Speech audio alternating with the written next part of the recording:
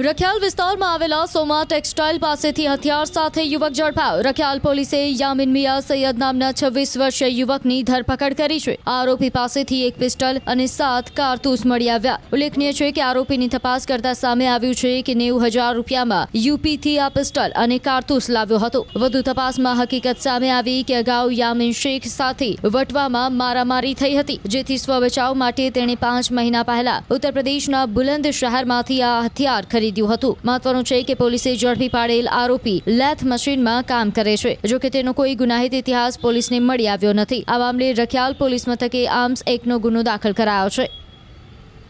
યામીન મિયા છે એને જઈને ચેક કરતા એની પાસેથી હથિયાર મળી આવેલું હતું, જે પોતે હથિયાર છે આજથી લગભગ 3 મહિના પહેલાં બુલંદ શહેરમાં પોતે ગયેલો હતો। ત્યાં પોતાને એક ઓળખીતો માણસ છે એની જોડેથી હથિયાર 90,000 રૂપિયામાં લાવેલો હતો। એનું હથિયાર લાવવાનું મુખ્ય કારણ એવું હતું કે એને અગાઉ વટવામાં કોઈ જોડે ત્યાં આગળ મારામારી થયેલી હતી અને જે મારામારીનો ખાર રાખીને પોતે પોતાની સેફટીમાં તેને ફરીથી પોતાની પર હુમલો નહીં થાય એના કારણે તેને પોતે હથિયાર લાવેલો હતો। આરોપીનો અત્યાર સુધીનું જે મેં ગુજકોપમાં ચેક કરતા કે એની વિરુદ્ધમાં કોઈ ગુનો નોંધાયેલ નથી, પણ એને અગાઉ જે મારામારી થયેલી હતી એ બાબતે એણે ફરિયાદી બનીને વટવામાં ગુનો દાખલ કરાવેલો હતો। જે આરોપી છે આરોપી પોતાના ફાધર લેથ મશીન બનાવવાનું કામ કરે છે, પોતાના ફાધરની જોડે કારખાનામાં કામ કરે છે।